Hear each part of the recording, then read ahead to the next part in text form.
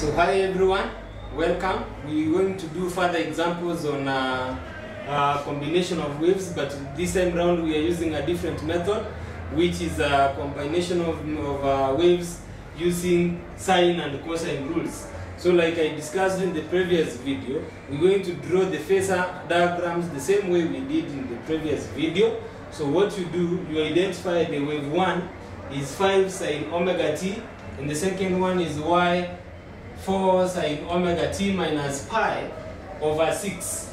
Remember, like I said, it means the first wave is displaced 5 units above the fixed point, and wave 2 is also displaced 4 units above the fixed point.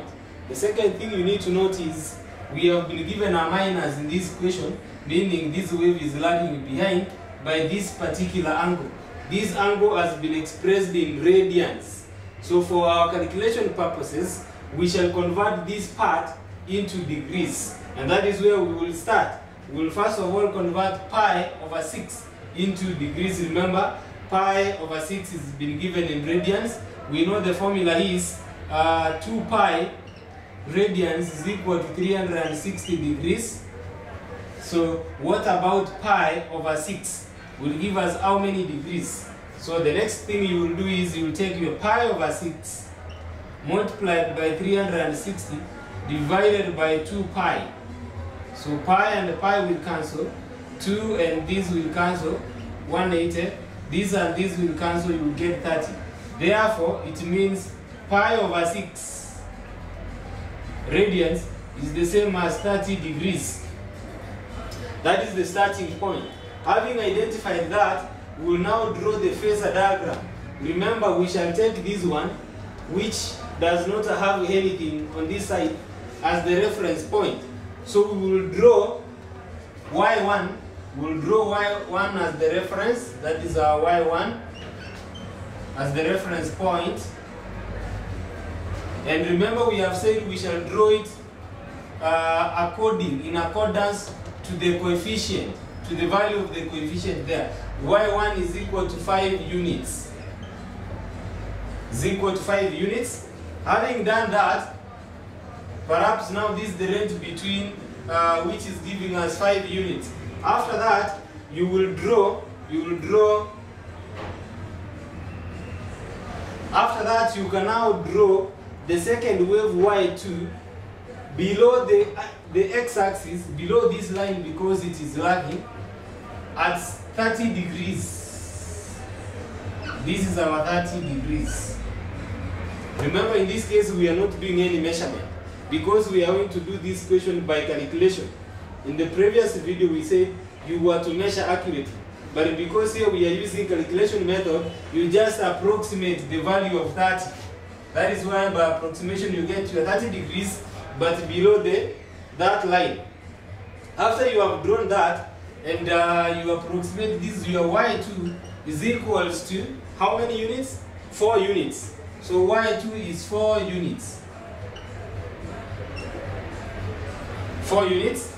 Then, so these are 4 units. And then now you can join. You can join from the starting point to this line. You draw a diagonal like this. Remember, now this one forms our YR, the resultant. Let us say this is our A, this is our B. So we have formed a triangle OAB.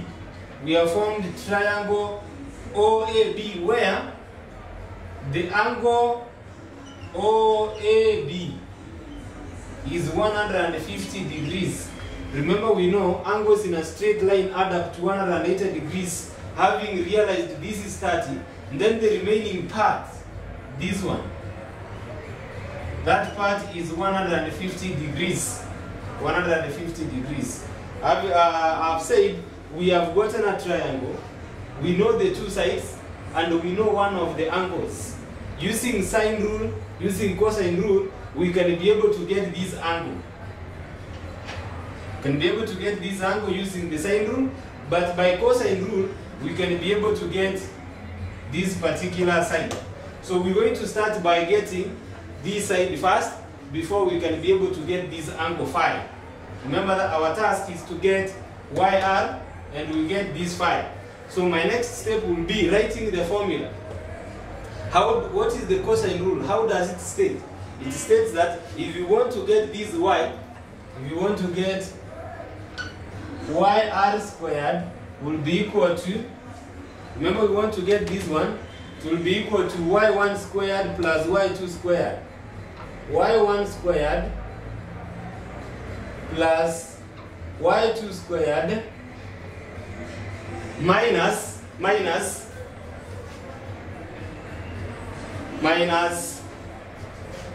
2y1 y2 cos A, or let us say cos A, small one. We are using this angle as our cos A. So what happens is we can now substitute in our values. We have said YR squared will be equal to, what is our Y1? Our Y1 is 5 units squared plus, what is our Y2? Our Y2 is 4 squared minus 2. Our Y1 is 5. We have 4. We are using cos 150 degrees. By cross-examination, y squared r will be equal to, this is 25 plus 4. 25 plus 4, if we do our math, this is 25 plus 16 minus 2. Remember this is 20, that is 40. Cos 150 degrees. This one becomes 41 minus 40 cos 150 degrees. Then finally by calculation, you will be able to get 75.641 units. So therefore, our YR will be equal to that. Remember, this is squared. So if you want to get YR, will be equal to the square root of 75.641. If you get the square root of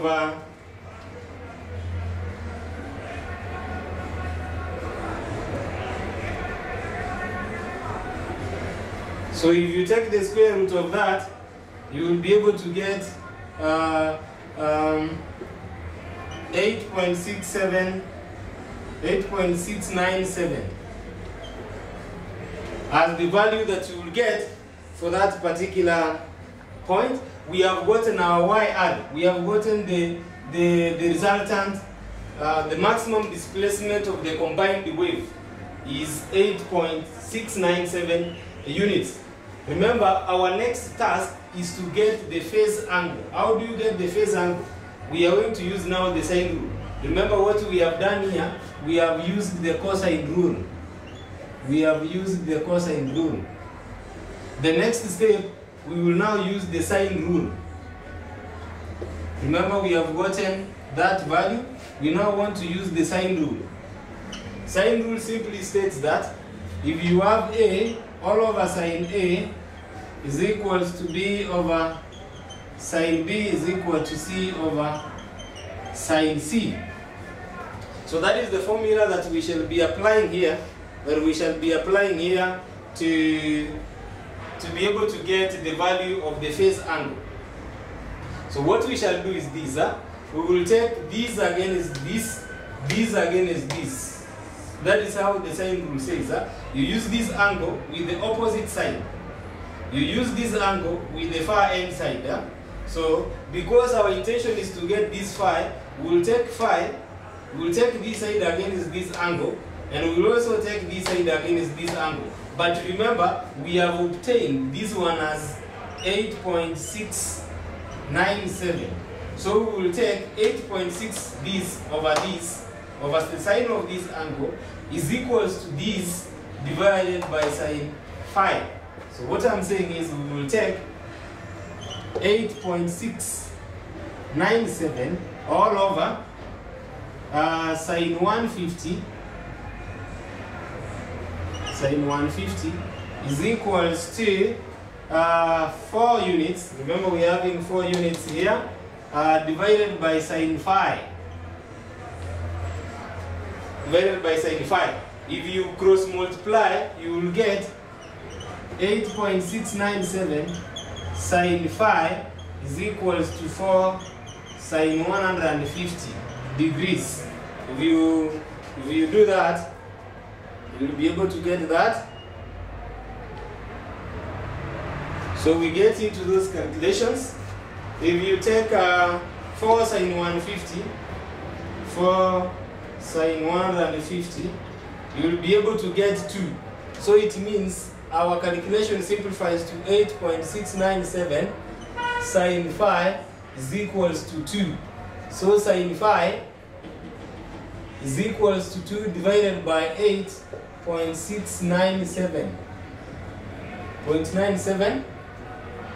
That means phi will be equal to sine inverse of this particular value, which is 8.697.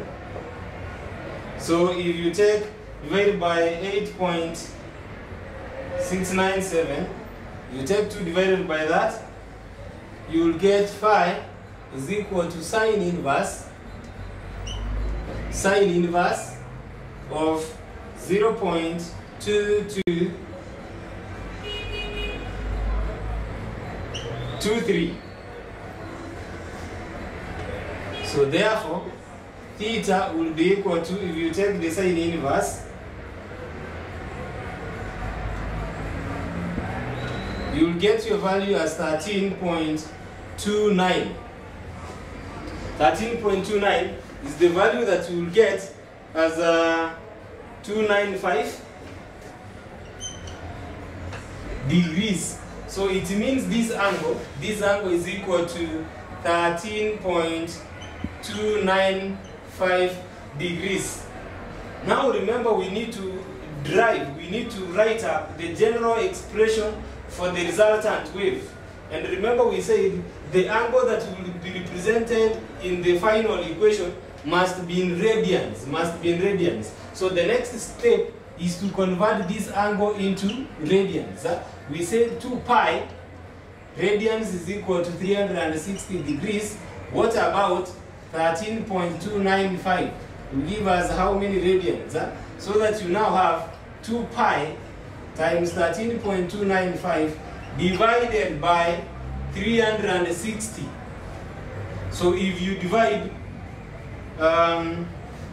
multiply by 2 pi divided by 360, you will get 0.232 radians. Radians. So the general expression is given as y is equal to a sine omega t minus this phi. So therefore we can say the resultant will be equal to, where our a is the resultant r,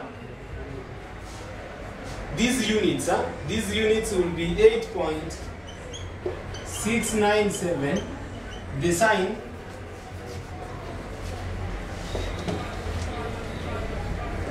our YR will be equal to 8.697 sine omega t minus 0.232. So that is the general expression for the combined waveform, and we shall stop there.